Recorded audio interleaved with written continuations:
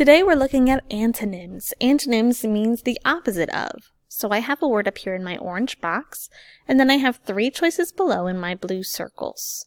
What I'm going to do is pull the smiley face over top of the antonym that I see for this word up here.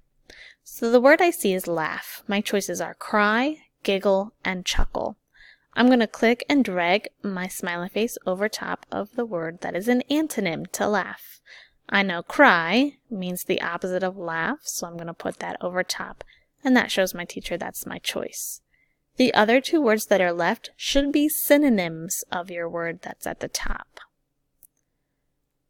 Let's do one more. This is the word large. My choices are huge, big, and small. So remember, we're looking for antonyms or the opposite of.